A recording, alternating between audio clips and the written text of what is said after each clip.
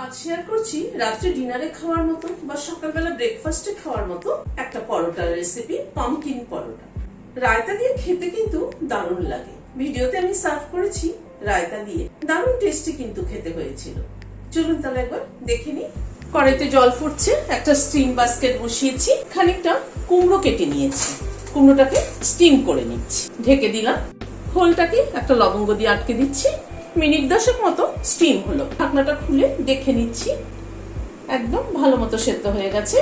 কুমড়োটাকে এবার স্ম্যাশ করে নিচ্ছি। কুমড়োটাকে ভালো করে স্ম্যাশ করে নিলাম। হাফ চামচ আজওয়াইন নিলাম, আজওয়াইনটাকে একটু হাতে ক্রাশ করে দিয়ে দিলাম। হাফ চামচ সাদা জিরে দিলাম, 2 চামচ তিল দিলাম, 1 চামচ পরিমাণ কসুরি মেথি দিলাম, আমদা কুচি দিলাম বড় টেবিল চামচে 1 চামচ, নুন দিলাম, 1 কাপ আটা দিলাম, 1/4 কাপ মাক্কি কা আটা দিলাম, মানে ভুট্টার আটা। এটা থাকলে দেবেন, না থাকলে স্কিপ করবেন। মেখে নিচ্ছি। প্রথমে কুমড়োর পাল্পটাকে দিয়ে মেখে নেব, তারপরে যেরকম প্রয়োজন হবে জল, সেইভাবে জল অ্যাড করব।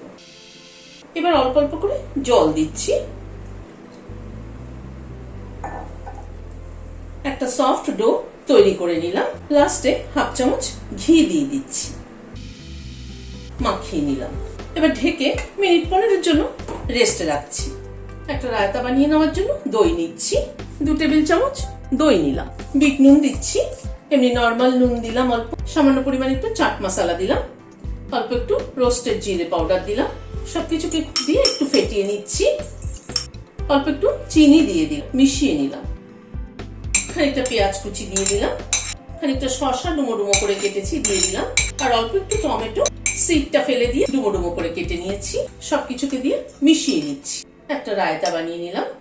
15 মিনিট পরে ঢাকাটা সরালাম। ডোটাকে একটুখানি মেখে নিচ্ছি। এখান থেকে লেচি কেটে নিচ্ছি, একটু আটা ছড়িয়ে নিচ্ছি, একটুখানি ঘি দিয়ে নিলাম। এই পাশ থেকে একটা ভাঁজ দিচ্ছি, এইভাবে একটা ভাঁজ দিচ্ছি, আবার একটু ঘি মাখিয়ে দিচ্ছি। এই পাশ থেকে একটা ভাঁজ, এই পাশ থেকে একটা ভাঁজ করে স্কোয়ার শেপ করে তৈরি করে নিচ্ছি। বেলে নিলাম। তাওয়াটা গরম হয়েছে, পরোটাটা দিয়ে দিলাম। প্রথমে একটু শুকনো সেকে নিচ্ছি। আমি আজকে ঘি দিয়ে ভাজছি, আপনারা চাইলে তেল দিয়েও ভাজতে পারেন।